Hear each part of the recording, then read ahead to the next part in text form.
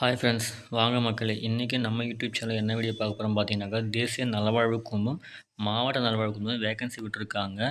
திருவண்ணாமலை மாவட்டத்தில் வந்து vacancy announce பண்ணியிருக்காங்க. என்ன வேகன்சி பார்த்தீங்கன்னா, ஸ்டாஃப் நர்ஸ்க்கான வேகன்சி அனௌன்ஸ் பண்ணியிருக்காங்க. அதுக்கான விண்ணப்பங்கள் பார்த்தீங்கன்னா 6/8/2025 மாலை 5 மணிக்குள்ளே வரவேற்கிறாங்க. ஸோ அதுக்கான கல்வி தகுதி பார்த்தீங்கன்னாக்கா, டிஜிஎன்எம் முடிச்சிருந்தா ஓகேன்னு இருக்காங்க. பிஎஸ்சி நர்சிங் முடிச்சிருந்தா ஓகேன்னு இருக்காங்க. ஸோ அது தகுந்த அப்ளை பண்ணிக்கலாம் நீங்கள். அதுக்கான வயசை பார்த்தீங்கன்னா 35 வயசுக்குள்ளே இருக்குன்னு சொல்லியிருக்காங்க. அது கான்ட்ராக்ட் பேஸ்டாக எடுக்கிறாங்க. தற்காலிகமாக தான் எடுக்கிறாங்க. பர்மனெண்ட் கிடையாது இது. அதுக்கான வேகன்சி பார்த்தீங்கன்னா 139 வேகன்சி கொடுத்துருக்காங்க. அதுக்கான சம்பளம் பார்த்தீங்கன்னாக்கா 18,000 சம்பளம் சொல்லியிருக்கிறாங்க. ஸோ அந்த வேகன்சி பார்த்தீங்கன்னா கண்டிப்பாக எப்போனா மாறலாம். ஆனால் அது கண்டிப்பாக இப்போதைக்கு 39 வேகன்சி கொடுத்துருக்காங்க. ஸோ அதை தகுந்த பார்த்து அப்ளை பண்ணுங்கள். நிபந்தனை கொடுத்துருக்காங்க பாருங்கள். இந்த பதவி முற்றிலும் தற்காலிகமானது. எந்த ஒரு காலத்தையும் பணி நிரந்தரம் செய்யப்பட மாட்டேன். பணி செய்ய ஒரு ஒப்பந்தம் போடுவாங்க. அந்த ஒப்பந்தம் கையெழுத்து நீங்கள் போட்டதுக்கப்புறம் தான் நீங்கள் வந்து ஜாயின் பண்ணுற மாதிரி இருக்கும். ஸோ அதுக்கான அப்ளிகேஷன் பார்த்தீங்கன்னா உங்களுக்கு டிஸ்கிரிப்ஷனில் கொடுக்குறேன். அது வந்து டவுன்லோட் பண்ணி ஃபில் பண்ணி நீங்கள் அப்ளை பண்ணிக்கலாம். அது விண்ணப்ப அனுப்பின முகவரி கொடுத்துருக்காங்க பாருங்கள். செயல்பாட்டு செயலர், மாவட்ட சுகாதார அலுவலர், மாவட்ட நலவாழ்வு சங்கம், மாவட்ட சுகாதார அலுவலகம், பழைய அரசு மருத்துவமனை வளாகம், செங்கம் சாலை, திருநெல்வேலி கொடுத்துருக்காங்க. உங்களோட டாக்குமெண்ட்டை வந்து என்னென்ன டாக்குமெண்ட்லாம் வைக்கிறீங்களோ அது எல்லாமே செல்ஃப் அட்ரஸ்லாம் வைக்க சொல்லியிருக்காங்க. உங்களுக்கு விண்ணப்பம் பார்த்தீங்கன்னா உங்கள் டிஸ்கிரிப்ஷன் வெப்சைட் கொடுத்துருக்காங்க பாருங்கள். வெப்சைட் வந்து டிஸ்கிரிப்ஷனில் கூட நோட் பண்ணிக்கோங்க.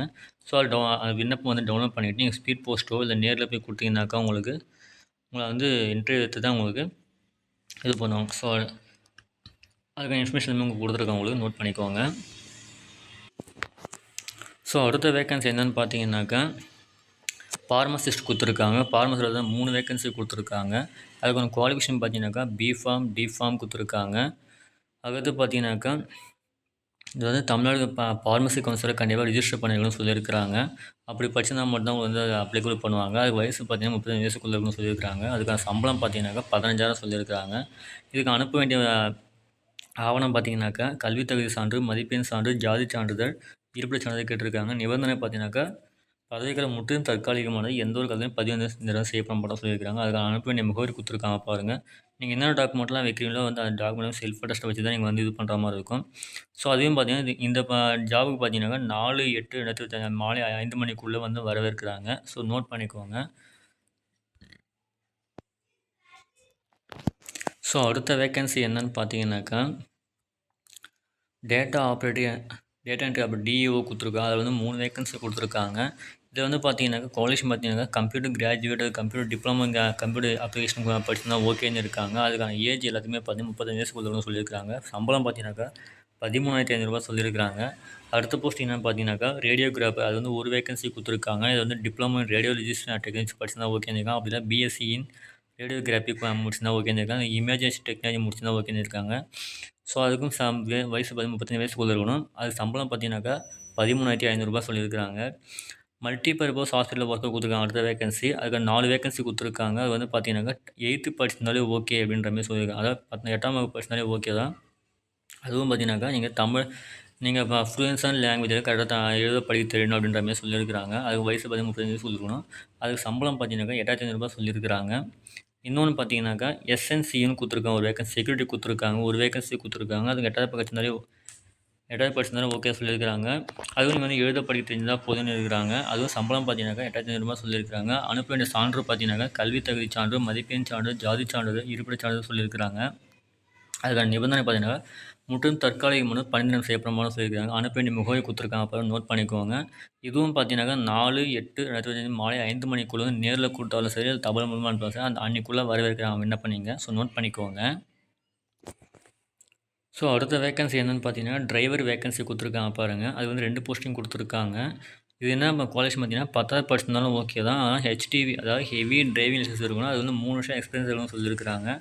வயசு பார்த்தீங்கன்னா 35 வயசுக்குள்ளே இருக்கணும். சம்பளம் பார்த்தீங்கன்னா 8,000 சொல்லியிருக்கிறாங்க. இதுக்கான கல்வி சான்று பார்த்தீங்கன்னா கல்வி தகுதி சான்று, மதிப்பெண் சான்று, ஜாதி சான்று, இருப்பிடச் சான்றிதழ்லாம் வச்சு அட்டாச் பண்ணி அனுப்பணும் நீங்கள். இதுவும் தற்காலிகமானதான், நிரந்தரம் செய்யப்பட மாட்டாங்க. அனுப்ப வேண்டிய முகவரி கொடுத்துருக்காங்க. மேலே குறிப்பு பார்த்தீங்கன்னாக்கா 4/8/2025 மணிக்குள்ளே வந்து நீங்கள் நேரில் ஊற்றினா சார் தபால் மூலம் அனுப்பணும் சொல்லியிருக்கிறாங்க. ஸோ இதான் ப்ளஸ் உங்களுக்கான வேகன்சி கொடுத்துருக்காங்க. ஸோ அப்ளிகேஷன் எப்படி ஃபில் பண்ணணும்னு சொல்லிட்டு நோட் பண்ணிக்கோங்க. அடுத்து பார்க்கலாம். ஸோ இதான் ப்ளஸ் உங்களுக்கான விண்ணப்பம் கொடுத்துருக்காங்க. மாவட்ட நலவாழ்வு சங்கம் திருவண்ணாமலை மாவட்டம் கொடுத்துருக்காங்க. தற்கால பணியாளர்கள் விண்ணப்பம் பதிவு தெளிவாக கொடுத்துருக்காங்க. மேலே வந்து பார்த்தீங்கன்னா உங்களோட ஃபோட்டோ ஒட்டிடணும். பாஸ்போர்ட் சைஸ் ஃபோட்டோ ஒட்டிட்டு விண்ணப்பத்தின் பெயர் ஃபில் பண்ணிடணும். அப்பா பேர் ஃபில் பண்ணிடணும். பிறந்த தேதி, வயது, விண்ணப்பிக்கும் பணியின் பெயர், அதாவது நீங்கள் என்ன போஸ்டிங் அப்ளை பண்ணுறீங்களோ அந்த போஸ்ட்டோட பேர் எழுதணும் நீங்கள்.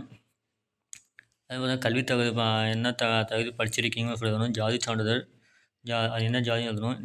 ஆதார் நம்பர் என்ட்ரி பண்ணணும். நெக்ஸ்ட் கைபேசி மற்றும் மின்னஞ்சல் முகவரி. அடுத்து பார்த்தா முன்னனுபவம் இருந்தால் அதுக்கான டாக்குமெண்ட் வைக்கணும். அது என்னென்னு இது ஃபில் பண்ணணும். தற்காலிக முகவரி மற்றும் நிரந்தர முகவரி கேட்குறாங்க.